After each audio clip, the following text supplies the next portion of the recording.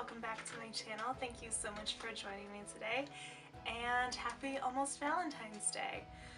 So this is going to be a little bit of a different look from my other book looks because I'm not actually going to be reviewing a book. So I am going to be creating a Valentine's Day look, so whether you are a single Pringle or with your soulmate or searching or somewhere in between, hopefully this will just be a fun little look that's sweet and romantic. But while I am doing my makeup on voiceover, I am going to be reading to you some of the love sonnets that Shakespeare wrote. So if you guys don't know, I am an absolutely giant Shakespeare nerd. I have 3 copies of the first folio. I have an illustrated copy of the sonnets that I am going to be reading from. It's this absolute gorgeous one that I got while I was at the Globe.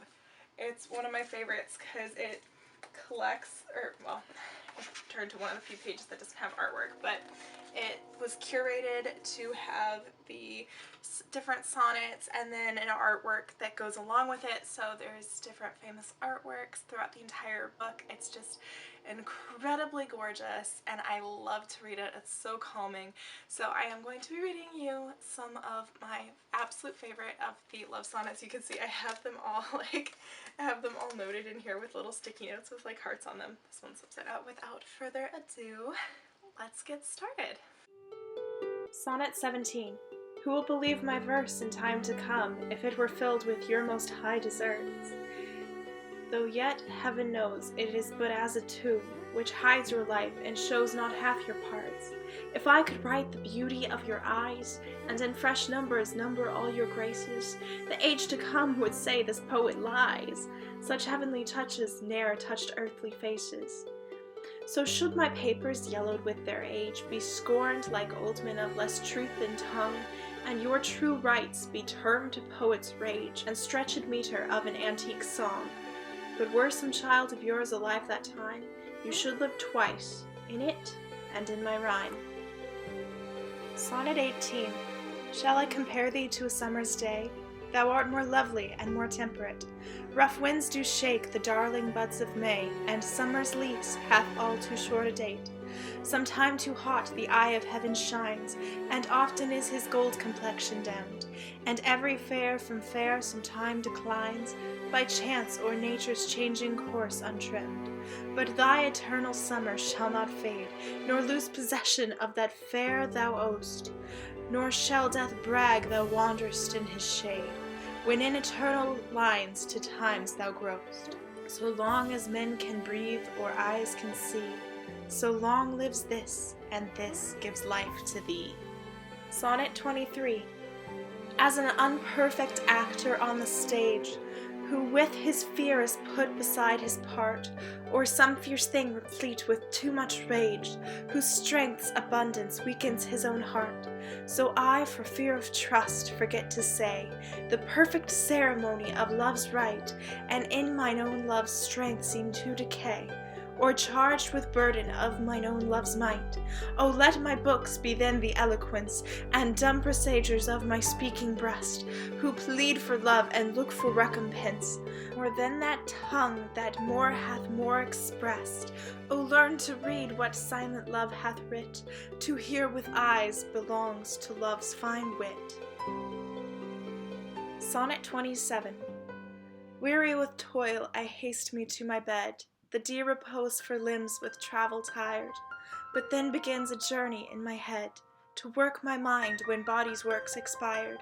For then my thoughts, from far where I abide, intend a zealous pilgrimage to thee, and keep my drooping eyelids open wide, looking on darkness which the blind do see. Save that my soul's imaginary sight presents thy shadow to my sightless view, which, like a jewel hung in ghastly night, makes black night beauteous and her old face new. Lo, thus by day my limbs, by night my mind, for thee and for myself no quiet find. Sonnet 31. Thy bosom is endeared with all hearts, which I by lacking have supposed dead, and there reigns love and all love's loving parts, and all those friends which I thought buried. How many a holy and obsequious tear hath dear religious love stolen from mine eye, as interest of the dead which now appear, but things removed that hidden in thee lie. Thou art the grave where buried love doth live, hung with the trophies of my lovers gone, who all their parts of me to thee did give, that due of many now is thine alone. Their images I loved I view in thee, and thou, all they, hast all the all. Sonnet 53. What is your substance? Whereof are you made, that millions of strange shadows on you tend?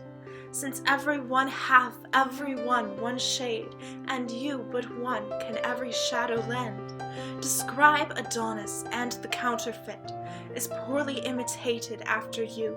On Helen's cheek all art of beauty set, and you in Grecian tires are painted new. Speak of the spring and foison of the year, the one doth shadow of your beauty show, the other as your bounty doth appear, and you in every blessed shape we know. In all external grace you have some part, but you, like none you, for constant heart. Sonnet 55. Not marble nor the gilded monuments of princes shall outlive this powerful rhyme, but you shall shine more bright in these contents than unswept stone besmeared with sluttish time. When wasteful war shall statues overturn, and broils root out the work of masonry, nor Mars' sword nor war's quick fire shall burn the living record of your memory.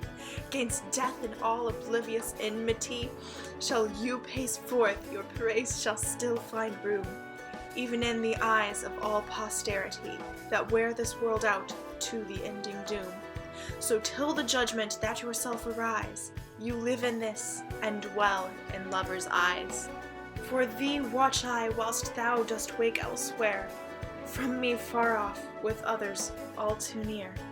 Sonnet 61. Is it thy will thy image should keep open my heavy eyelids to the weary night?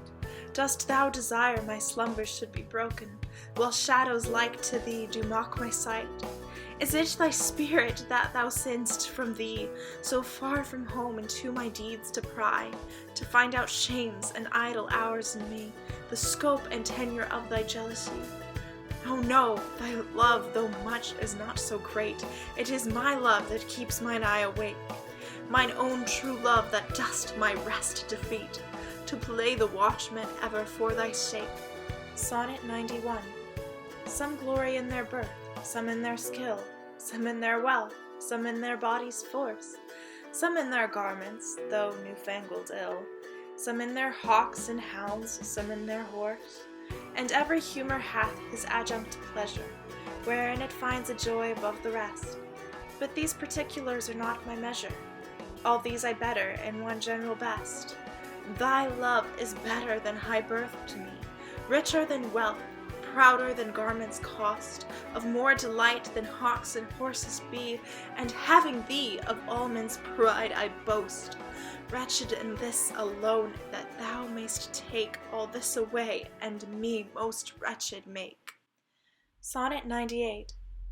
From you have I been absent in the spring, when proud-pied April, dressed in all his trim, hath put a spirit of youth in everything. That heavy Saturn laughed and leapt with him. Yet nor the lays of birds, nor sweet the smell of different flowers in odor and in hue, could make me any summer story tell, or from their proud lap pluck them where they grew. Nor did I wonder at the lilies white, nor praise the deep vermilion in the rose. They were but sweet, but figures of delight, drawn after you pattern of all those. Yet seemed it winter still, and you away, as with your shadow I with these did play. Sonnet 104. To me, fair friend, you never can be old, for as you were when first your eye I eyed, such seems your beauty still. 3 winters cold have from the forest shook 3 summers' pride, 3 beauteous springs to yellow autumn turned, in process of the seasons I have seen, 3 April perfumes and 3 hot Junes burned, since first I saw you fresh, which yet are green. Ah! Yet doth beauty like a dial hand steal from his figure, and in no haste perceived. So your sweet hue, which methinks still doth stand, hath motion, and mine eye may be deceived. For fear of which, hear this, thou age unbred, ere you were born, was beauty's summer dead. Sonnet 105. Let not my love be called idolatry, nor my beloved as an idle show, since all alike my songs and praises be, to one of one still such, and ever so. Kind is my love today, tomorrow kind, still constant in a wondrous excellence. Therefore my verse to constancy confined, one thing expressing leaves out difference. Fair, kind, and true is all my argument, fair, kind, and true varying to other words. And in this change is my invention spent, three themes in one which wondrous scope affords. Fair, kind, and true have often lived alone, which three till now never kept seat in one. Sonnet 116. Let me not to the marriage of true minds admit impediments. Love is not love, which alters when it alteration finds, or bends with the remover to remove. Oh no, it is an ever fixed mark, that looks on tempests and is never shaken. It is the star to every wandering bark, whose worth's unknown, although his height be taken. Love's not time's fool, though rosy lips and cheeks within his bending sickle's compass come. Love alters not with his brief hours and weeks, but bears it out even to the edge of doom. If this be error and upon me proved, I never writ, nor no man ever loved. Sonnet 128. How oft when thou my music placed upon that blessed wood whose motion sounds with thy sweet fingers when thou gently sway'st the wiry concord that mine ear confounds, do I envy those jacks that nimble leap to kiss the tender inward of thy hand, whilst my poor lips which should that harvest reap at the wood's boldness by thee blushing stand? To be so tickled they would change their state and situation with those dancing ships, o'er whom thy fingers walk with gentle gait, making deadwood more blessed than living lips. Since saucy jacks so happy are in this, give them thy fingers, me thy lips to kiss. Sonnet 130. My mistress's eyes are nothing like the sun. Coral is far more red than her lips red. If snow be white, why then her breasts are dun. If hairs be wires, black wires grow on her head. I have seen roses damasked red and white, but no such roses see I in her cheeks, and in some perfumes is there more delight than in the breath that from my mistress reeks. I love to hear her speak, yet well I know that music hath a far more pleasing sound. I grant I never saw a goddess go, my mistress when she walks treads on the ground, and yet by heaven I think my love as rare as any she belied with false compare. Sonnet 136. If thy soul check thee that I come so near, swear to thy blind soul that I was thy will, and will thy soul knows is admitted there, thus far for love my love suit sweet fulfill. Will fulfill the treasure of thy love. I fill it full with wills, and my will one. In things of great receipt with ease we prove, among a number one is reckoned none. Then in the number let me pass untold, though in thy stores account I one must be. For nothing hold me so it please thee hold, that nothing me a something sweet to thee. Make but my name thy love, and love that still, and then thou lovest me, for my name is Will. Sonnet 137. Thou blind fool, love, what dost thou to mine eyes, that they behold and see not what they see? They know what beauty is, see where it lies, yet what the best is take the worst to be. If eyes corrupt by over-partial looks be anchored in the bay where all men ride, why of eyes falsehood hast thou forged hooks, whereto the judgment of my heart is tied? Why should my heart think that a several plot, which my heart knows the wide world's commonplace? Or mine eyes, seeing this, say this is not, to put fair truth upon so foul a face? In things right true my heart and eyes have erred, and to this false plague now they are transferred. Sonnet 141. In faith I do not love thee with mine eyes, for they in thee 1,000 errors note. But 'tis my heart that loves what they despise, who in despite of you is pleased to dote. Nor are mine ears with thy tongue's tune delighted, nor tender feeling to base touches thrown, nor taste nor smell desired to be invited to any sensual feast with thee alone. But my 5 wits nor my 5 senses can dissuade one foolish heart from serving thee, who leaves unswayed the likeness of a man, thy proud heart's slave and vassal wretch to be. Only my plight thus far I count my gain, that she that makes me sin awards me pain. Sonnet 154. The little love god lying once asleep laid by his side his heart in flaming brand, whilst many nymphs that vowed chaste life to keep came tripping by, but in her maiden hand the fairest votary took up that fire, which many legions of true hearts had warmed, and so the general of hot desire was sleeping by a virgin hand disarmed. This brand she quenched in a cool well by, which from love's fire took heat perpetual, growing a bath and healthful remedy for men diseased, but I, my mistress's thrall, came there for cure, and this by that I prove, love's fire heats water, water cools not love. Alright guys, welcome back. This is the final Valentine's-ish look. Hopefully you guys have enjoyed listening to some beautiful poetry in the form of the Bard's Sonnets. And hopefully you enjoy this makeup look. Maybe you're able to use it. If not for Valentine's Day, then just in general when you just want to look pretty and soft and romantic and, you know, all that. So yeah, thank you so much for joining me today. I hope you have an absolutely lovely Valentine's Day.